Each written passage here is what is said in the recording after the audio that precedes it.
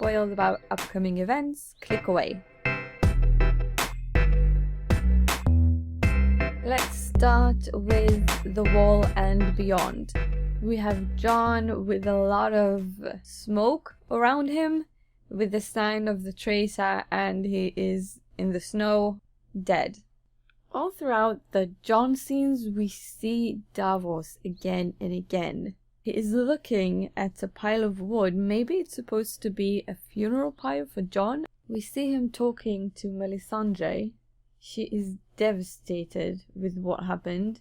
Maybe the fact that she failed will make her want to succeed and resurrect Jon. We see Alistair, Thorne, and a couple of men of the Night's Watch that are breaking down a wall. I suspect that inside of that place is Jon's body.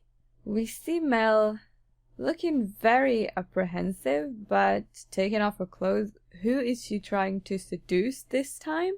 I don't know if she's trying to seduce anybody. Maybe somebody told her you gotta do this. I did have the thought of maybe it's Davos. In the next scene, maybe this is Dolorous Ed. Someone is closing Jon's eyes. And we also see Davos with Longclaw pulling it out, and in an amazing scene, he's like, I'm not much of a fighter, I'm sorry for what you're about to see. As soon as he takes out the sword, the other fellows jump, and one of them tries to take his sword out. Ghost is right there with Jon, giving more clues about warging. And maybe these are the guys that broke in that door, and Davos is trying to protect Jon. Maybe Melisandre told him she can bring him back, but his body needs to be intact, and Davos is safeguarding him. We also see someone with a non-magical fireball taking out White.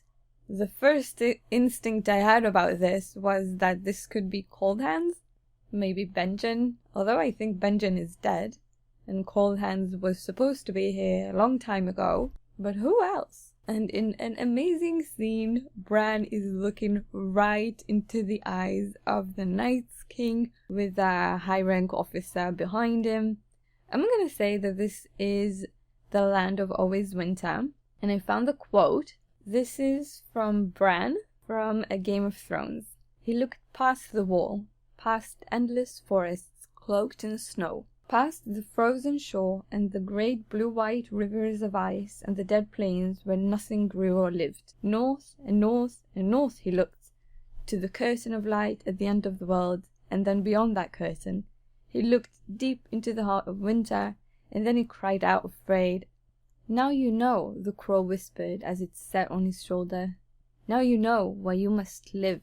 I believe this is exactly what this scene is. That Bloodraven guided him to see the Tower of Joy and some flashbacks into the childhood of the Stark children of Eddard and Lyanna, but it seems like he's alone in this one. Now, what did he watch? Maybe he watched a child that was turned. Maybe he saw the temple of the White Walkers in the lands of always winter. This is a scene I am so looking forward to. Now let's move on to Winterfell. Roose is telling something to Ramsay, and Ramsay turns around and looks at him like, what?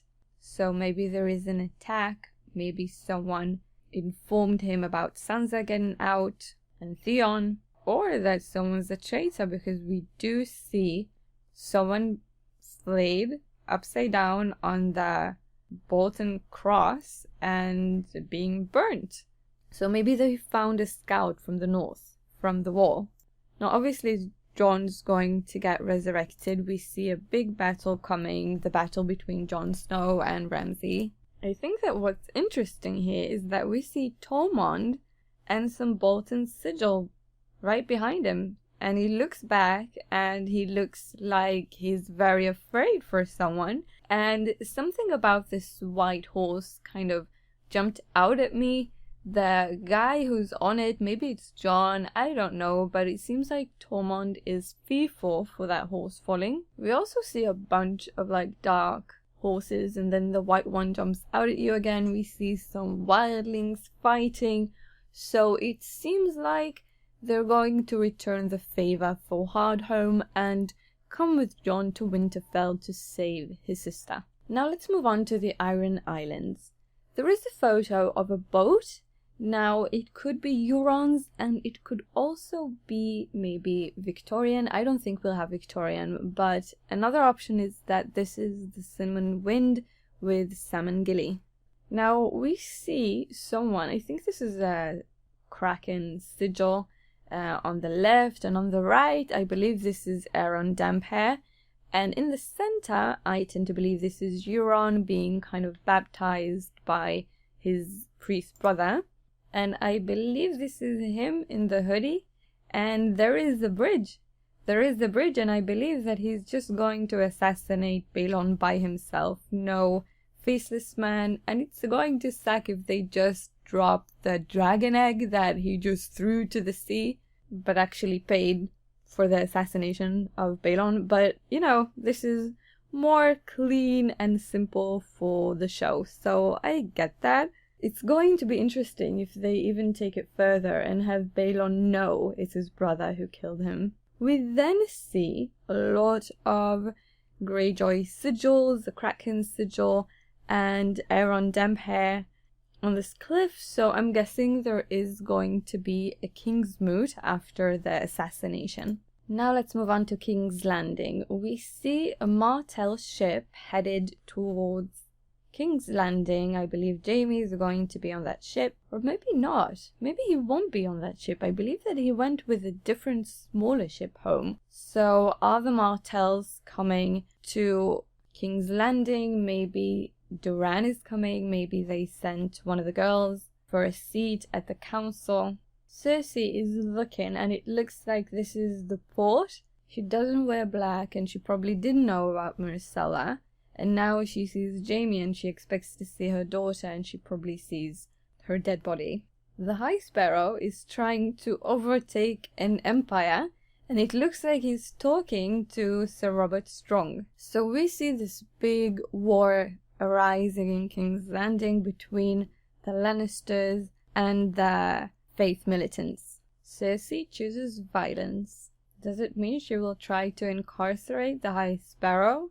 We see King Tommen leaving the Iron Throne with a few members of the King's Guard, and he looks devastated. We see Marjorie looking back. I don't know who she's seeing, but it doesn't look like she's very happy. But we also see her getting some help from the High Sparrow, that he helps her up. We know she's going to be released. There is a member of the King's Guard right in the middle of the steps in this picture. This could be Jaime. It seems like the Sparrows are having weapons in their hands, and the King's Guard are pointing their spears. Maybe this is a peaceful agreement that they will give Marjorie, and then the Sparrows will not get their ass kicked by the King's Guard and the City Watch. By what the Sparrow says, they are planning to overthrow an empire. So this is not over with the release of Marjorie. We don't have a Long Dawn. Can't say I'm complaining.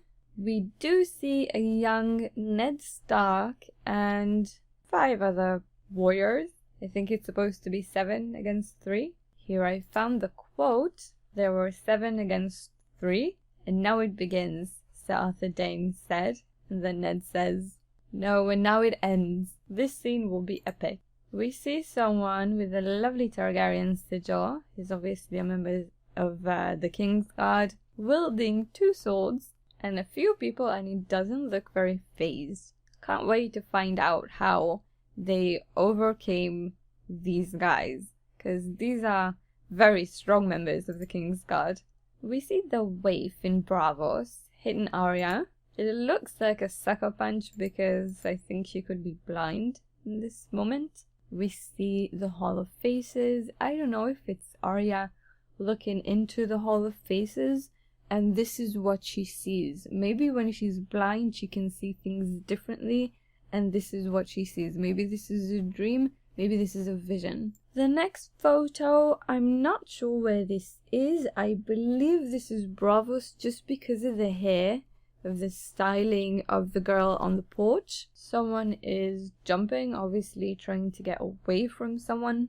Just because of the hair, I thought this could be a stunt double for Arya. But who knows?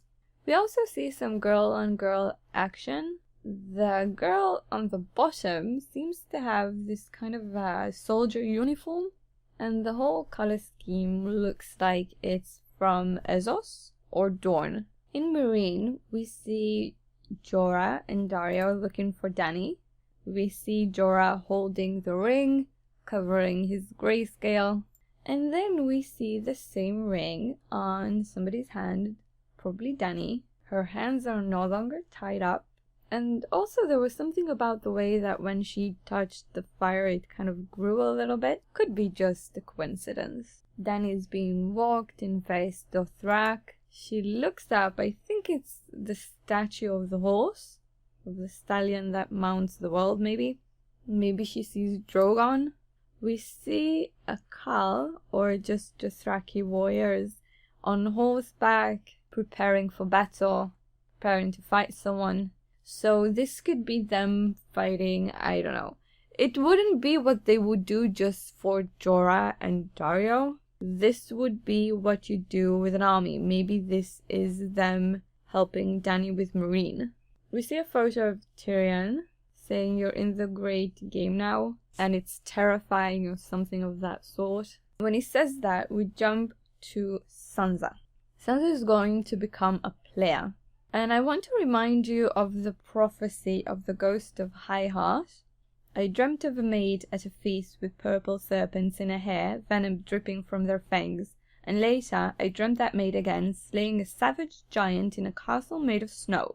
This is the daily quote of A Song of Ice and Fire from Monday. So I thought, all of the prophecies of the ghost of High Heart, just when I've seen this, that she's so spot on. So why would she tell us about Sansa fighting with Street Robin in the ice castle that she built? It doesn't make any sense. So I started thinking maybe a giant could mean something else. First off, Littlefinger's father or grandfather comes from Bravos and his sigil is a giant. But I am thinking that a giant could also mean an Umber, because that's their sigil. And in the letter declaring the loyalty to the Boltons, the Umbers had their sigil stamped.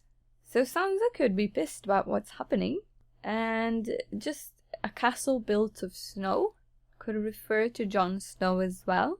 Okay, I just realized that I jumped through some of the pictures, so I'll get back to Winterfell now. We see Littlefinger. I believe this is in Winterfell. What's he looking at? Maybe Sansa. We see Theon, who looks like he's been captured by the dogs, almost being executed. And then someone is killing the guy who is supposed to execute Theon. And that somebody is Brienne. Sansa is looking back. Maybe she will meet Littlefinger at this point. But yeah, in general, I can't wait for her arc in this season. Okay, back to Meereen. We've had Tyrion. And I think this is where the dragons are. Viserys and Rhaegar. The next thing we see is Drogon flying. It's going to make the Dothraki respect Dany. They respect power. There is no more power than maintaining a dragon and taming them. And I think Tyrion might just say, okay, poor dragons, we can't keep you here, so go find your mommy and come back to help us. We see the pyramid being blown up. Are these the dragons causing mayhem? Is this outside sabotage? If you have any questions, make sure to leave them in the comment section. I just don't have the time to answer every single one, but I will do a Q&A and answer as many as I can.